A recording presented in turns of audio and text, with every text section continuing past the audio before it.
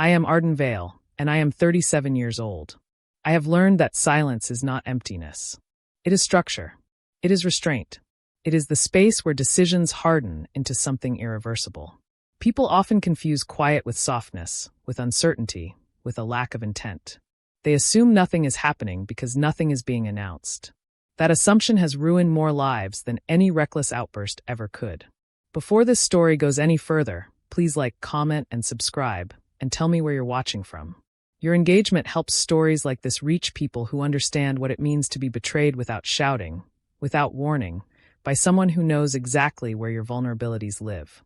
It was nearly midnight when I pulled into the driveway of my home in Ashmere Heights, the rental car's low hum dissolving into the stillness of the street.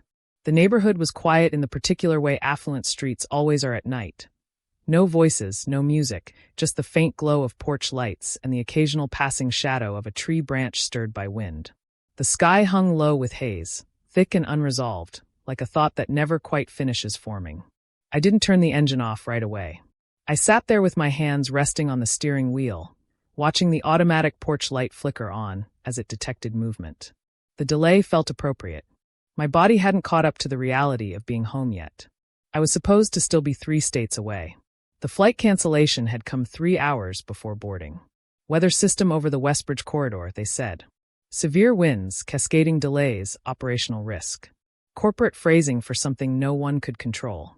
I hadn't even unpacked my carry-on when I landed there earlier that day. It was meant to be a 36-hour stop.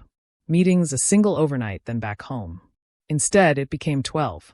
I hadn't told anyone I was coming back early. There was a rhythm to returning home that always centered me. Keys out before I reached the steps. Left hand guiding the suitcase. Right hand already reaching for the lock. The routine was muscle memory, something I trusted when everything else felt uncertain. I wasn't someone who romanticized comfort. I didn't care for softness or nostalgia. But I valued control. Predictability.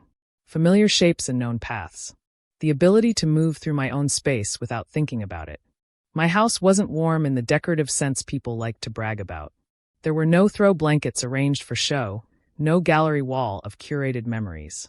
But it was secure. Contained. Nothing entered it unless I allowed it. The door creaked faintly as I stepped inside. I pulled my suitcase just far enough in to close the door behind me, then locked it automatically, the click echoing softly in the quiet. My shoes made gentle sounds against the tile as I moved down the hallway. Everything looked exactly as I'd left it. The narrow console table by the wall. The slim ceramic vase I never remembered buying. The umbrella stand angled slightly off-center in its corner. No disturbance. No sign of intrusion. No sound beyond the steady hum of the refrigerator and the faint ticking of the kitchen clock. Then I noticed it. A thin sliver of light bleeding out from beneath the office door. At first, I told myself I must have left the lamp on. A mistake, maybe. Fatigue does that. Airports, delays, constant recalibration of schedules.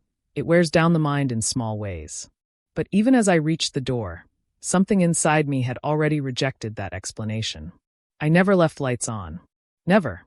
I pushed the door open slowly. And there he was. Julian. Standing near my desk with his back partially turned, my laptop tucked under one arm, a compact toolkit spread neatly across the floor beside him. He looked up when he heard the door open. For a fraction of a second, less than a blink, his expression fractured. It was subtle, almost imperceptible. The widening of his eyes, the micro-freeze in his posture. Then it smoothed away.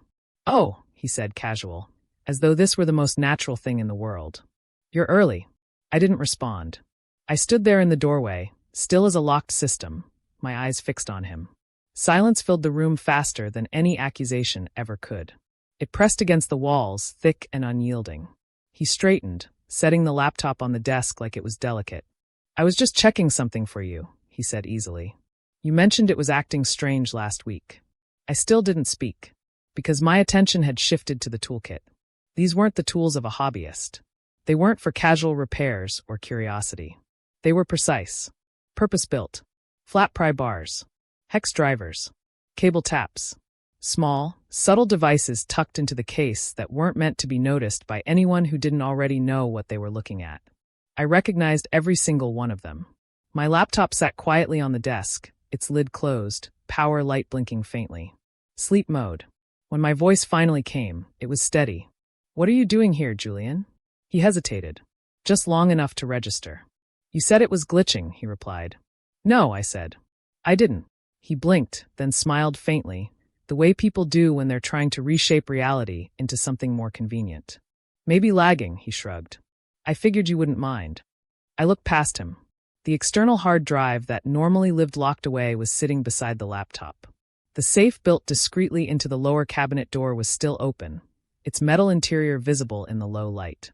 Understanding settled in my chest with a cold, complete clarity. This wasn't concern. This wasn't curiosity. My brother, Julian Vale, collector of second chances, master of borrowed credibility, had broken into my home to take something he didn't understand. I stepped forward slowly and picked up the drive. It was warm in my hand. "Who let you in?" I asked. He opened his mouth to answer. "Don't lie," I added. He glanced toward the door, calculating distance, exit, timing. "I have a key," he said. "You returned it." He shrugged. "I made a copy." Of course he had. Julian had never respected boundaries. Or rules. Or limits. He had always believed access was something you took, not something you were granted. I reached for the laptop, opened it, and tapped the trackpad. The screen flickered to life, locked on the BIOS menu. Firmware access. I met his eyes. "You need to leave," I said. "You don't understand what I'm dealing with," he said quickly. "I didn't have a choice." "You had every choice," I replied.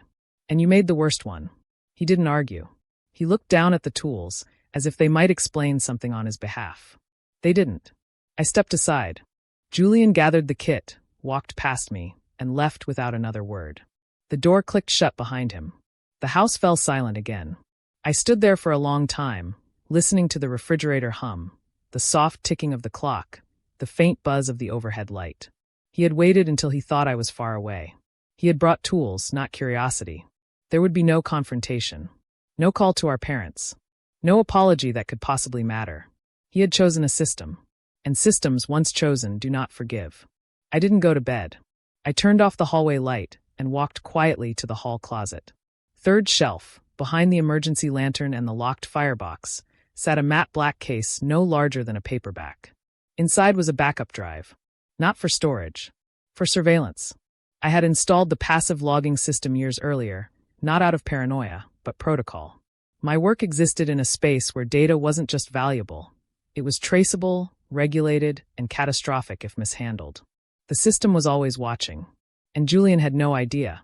I carried the drive to the kitchen, sat at the table, and plugged it into a clean machine. No internet. No external output. Just me and the data. The timestamps told the story before the footage ever did. Julian entered the house at 8:12 p.m., bypassing the side door's digital lock with a cloned fob, my old spare. He moved directly to the office. Gloves already on. This wasn't improvisation. This was planned. Then I heard the voice. Not his. Someone else's. Male. Calm. Confident. Not American. "Move into the upper partition," the voice instructed. "She doesn't encrypt those layers." My hand stilled on the mouse. They knew who I was. And Julian had given them my name. I paused the recording with my finger still hovering over the trackpad. For a moment, the kitchen felt unnaturally still. The refrigerator hummed softly in the background, a low mechanical breath that grounded me in something real, something ordinary. Outside, the streetlight cast a pale reflection across the rain-darkened pavement, unmoving, indifferent. "You said she's Tier 4 clearance." The voice echoed again in my head, detached now from the screen, stripped of distortion. It hadn't been speculation. It hadn't been a guess. It was knowledge. They weren't searching blindly. They weren't probing random systems, or hoping to stumble onto something valuable. They had come for me deliberately, and Julian had been the access point. I leaned back in the chair and closed my eyes, not to escape the realization, but to let it settle fully. Panic would have been easy. Anger even easier. But neither would have been useful. Fear clouds judgment. Rage wastes time. What I felt instead was something colder and far more productive. Assessment. I rewound the footage and played it again from the beginning. Julian entered the house with confidence. Not the nervous energy of someone trespassing, but the familiarity of someone who believed the space still belonged to him in some inherited way. He moved directly to the office without hesitation, already wearing gloves, already knowing where everything was. He unpacked the toolkit carefully, laying each piece out in order. No fumbling. No second-guessing. This wasn't his first time doing something like this. When the voice came through the laptop speaker again, I leaned closer. Copy the directory as is. Don't parse. Don't open anything yet. Julian nodded to himself, as if the instruction had come from someone physically present in the room. He followed directions the way some people follow recipes, without curiosity, without question, trusting the process more than their own understanding. They weren't asking him to think. They were asking him to obey. That detail mattered more than anything else. Julian wasn't a partner. He wasn't a collaborator. He was a courier, a disposable vector. Someone chosen precisely because he didn't fully understand what he was handling. And that meant the people on the other end were professionals. Professionals never stop at one attempt. I shut the laptop and disconnected the surveillance drive, locking it back into its case. The night had already given me enough information to act. Anything more could wait. I didn't sleep. Not because I was afraid, but because my mind had shifted into a different mode entirely. A quiet, relentless forward motion where every thought connected to the next without interruption. By dawn, I had already made my first decision. I would not report this immediately. Not yet. I could have gone straight to internal compliance. My clearance entitled me to fast-track review, and the evidence I had would have triggered an immediate containment protocol. Julian would have been pulled into questioning before the week ended, his life collapsing in a way that would have felt dramatic, decisive, and very final. But that would have been too clean. Too quick. Julian had spent his entire life escaping the consequences of his actions by relying on speed, charm, and plausible ignorance. A sudden implosion would have allowed him to frame himself as a victim again, of misunderstanding, of bad timing, of forces larger than himself. I didn't want him punished. I wanted him revealed. There's a difference. Punishment is loud. It draws attention. It invites sympathy. Exposure is quiet. It lets the world draw its own conclusions. And systems, real systems, do not argue with conclusions they reach on their own. At 3:14 a.m., I pulled my older work-issued laptop from the locked cabinet in my bedroom closet. I had never returned it when the upgrade cycle changed. No one had noticed. No one ever did when things went missing quietly. I placed it on the kitchen table and powered it on. The first step was erasure. I scrubbed the firmware clean, overwriting it 3 times, removing every residual identifier that might tie it back to its original configuration. I wiped the operating system and rebuilt it from a clean image, modified just enough to mirror my primary work environment without matching it exactly. It needed to feel familiar. Not identical. That would raise suspicion. Just close enough that Julian wouldn't question it. I rebuilt the directory structure the way I naturally organized my work. Nested folders. Naming conventions consistent with my habits. Abbreviations only I used. Nothing flashy. Nothing overt. Then I built the files. This part required patience. Every document had to feel real without being real. Project names that sounded plausible. Internal references that aligned with publicly known frameworks but extended just beyond what could be verified. Templates that suggested depth without delivering it. I created dummy credentials that resolved to sandbox environments designed to look operational but lead nowhere. Each login attempt would appear successful, each endpoint responsive, each system alive enough to inspire confidence. But none of it connected to anything that mattered. Every file carried a watermark, not visible, not obvious, but embedded deep in the metadata. Unique identifiers tied to access patterns rather than content. If a file was opened, copied, or transferred, it would leave a fingerprint behind. I embedded a passive behavioral script at the kernel level. It wouldn't phone home. It wouldn't trigger alerts. It wouldn't raise flags with antivirus or intrusion detection systems. It simply watched. If the files were mirrored externally, it would activate. If they were parsed, shared, or scraped, it would log. Not just IP addresses, but timing, keystrokes, access order. The subtle behaviors that told you whether someone knew what they were doing or was blindly harvesting everything they could. By the time the sun rose, the machine looked ordinary. Scuffed casing. Familiar wallpaper. Password identical to one I'd used years earlier and knew Julian still remembered. It was bait, and Julian had always been drawn to shortcuts. At 9:12 a.m., I called him. He answered on the third ring, his voice thick with sleep and something else, relief maybe, that I hadn't called sooner. "Len," he said, using the nickname I had never given permission for. I was actually going to call you. I overreacted last night, I said evenly. I was exhausted. I didn't expect anyone in the house. There was a pause. Oh, he said carefully. Yeah, I get that. I should have asked first. Silence again.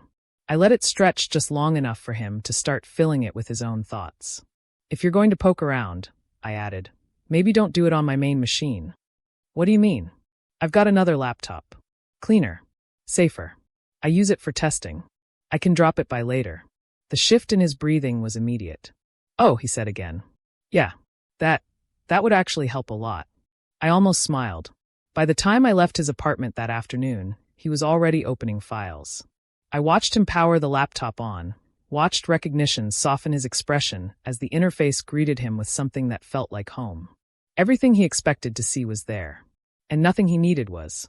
I stayed just long enough to make it believable, then left without asking what he planned to do with it. I didn't need to. The first ping came that night. A file labeled Framework Delta Simulation was copied at 11:42 p.m. The metadata remained untouched. The access location matched Julian's home IP. 30 minutes later, the second ping arrived, from a machine registered to a co-working space across town. He hadn't waited. The third ping came the next day. A full directory scrape attempt. Someone else was involved now. I let the system run. By day 3, 6 different IP addresses had touched the files. By day 5, someone attempted a live shell command, trying to bypass user permissions and scrape the directory wholesale. That was enough. I reached out to Maribel Knox, a risk mitigation analyst I trusted precisely because she wasn't high profile.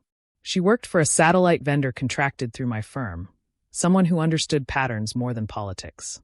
I sent her an anonymous flag through a back channel we had used once before during a separate breach. Suspected scrape behavior. Non-cleared endpoints. Pattern matched to known compromise vector. No names. No accusations. Just data. Systems don't need motives.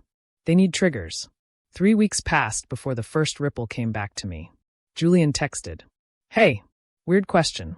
Did you hear anything about Irongate Staffing pulling contracts? I didn't respond. 2 days later. They said it was sudden. Something about credential review. I don't get it. Something had changed. But not for him. The system had begun to close.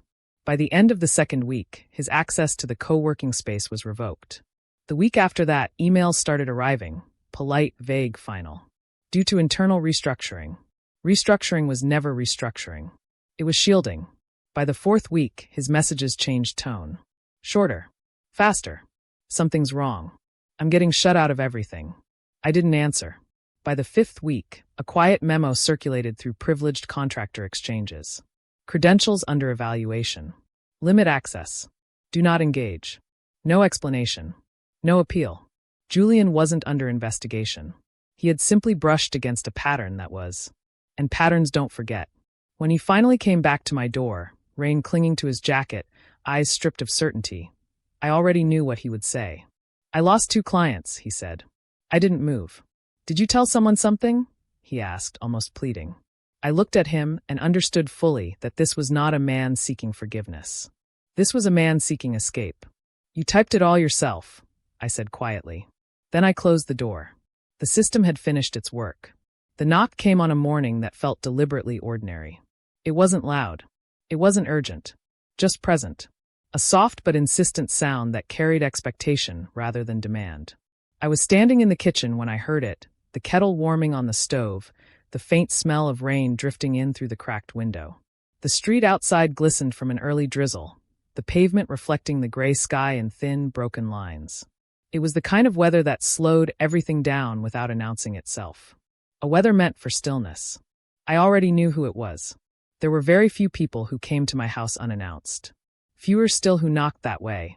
Hesitant, measured, as if testing whether they were still welcome before committing fully to being seen.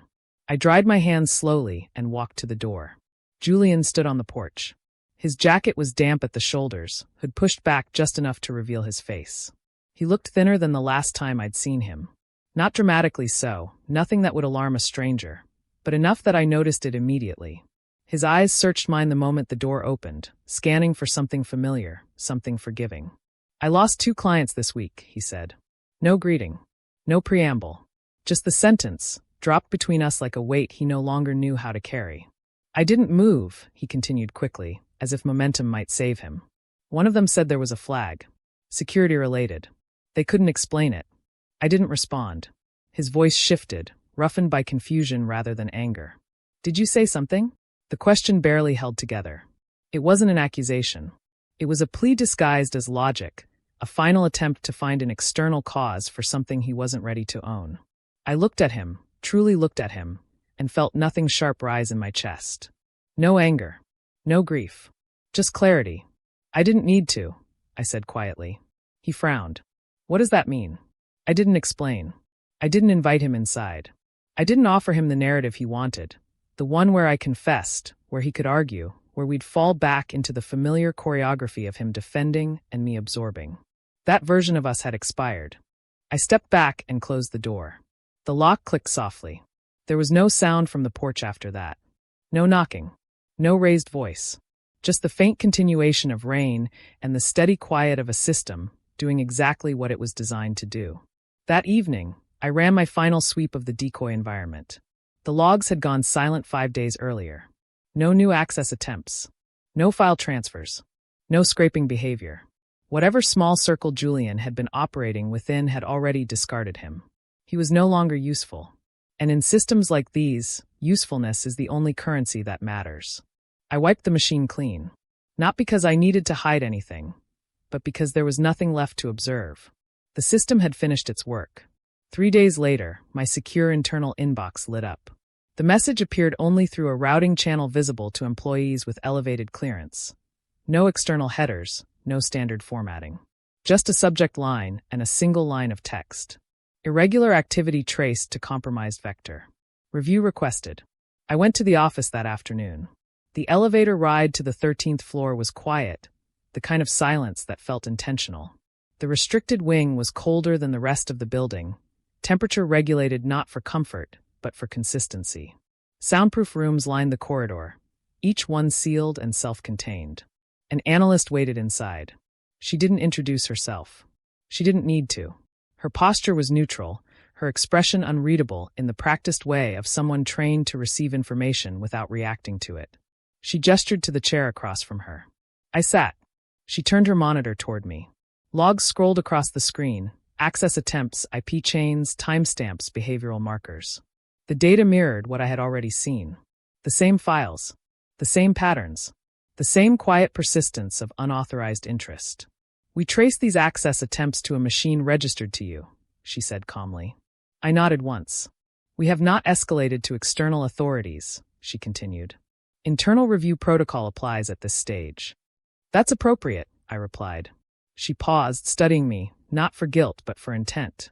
Can you explain how this device became involved? Yes, I said. I placed the drive on the table between us. I built a sealed sandbox environment after discovering unauthorized access to my personal system, I explained. The device was never connected to live networks. It was designed to observe behavior, not transmit data. Her eyes flicked briefly to the drive. You anticipated continued access attempts. Yes. Do you know who initiated the breach? Yes. She met my gaze. Will you provide a name? No. That was the moment something shifted. Withholding identity complicates protocol, she said carefully. I understand, I replied. But this is personal. I'm requesting internal containment only. No external escalation unless necessary. She was quiet for a long time. This was a targeted attempt, she said finally. Even in decoy form, these files carried protected signatures. I'm aware. And you're certain you won't disclose the individual responsible? I am. She nodded slowly. Then we proceed procedurally. The drive disappeared into an evidence pouch. The meeting ended without ceremony. When I left the building, I felt no triumph. Just resolution. The system did what it always did once engaged. It moved quietly, methodically, without emotion or judgment. Flags were cross-referenced. Credential patterns were reviewed.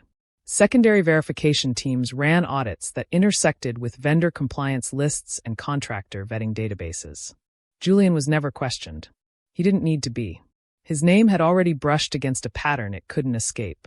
Within 2 weeks, his remaining contracts dissolved, not with accusation but with silence. Access revoked. Invitations rescinded. Emails unanswered. His world narrowed gradually, like a corridor closing in on itself. He texted, "Are you mad at me?" I didn't respond. Another message. "Something's wrong. Everything's shutting down." Still nothing. The final message came a week later. "If this was you, why?" I folded the letter when it arrived, handwritten, no return address. Placed it in a drawer with old cards and photographs from years when we still pretended things might be different. I didn't write back. There was nothing left to say. Julian had chosen the shortcut. He always had. And shortcuts always lead somewhere, but never where you think. Now the silence belonged to him. My days returned to their usual rhythm. Meetings. Reports. Groceries. Laundry. The small, ordinary motions of a life no longer interrupted by borrowed chaos. One evening, I made tea and sat by the window as the last of the rain dried from the concrete outside. The street reflected the dimming sky, quiet and unchanged. I understood then, not with relief, not with satisfaction, but with something cleaner. Freedom. For the first time, I was no longer carrying the weight of both of us. And I would never unlock that door again. Before you go, please like, comment, and subscribe, and tell me where you're watching from. Your support helps stories like this reach people who need to hear them. And your comment might be the one that reminds someone else they're allowed to choose silence, too.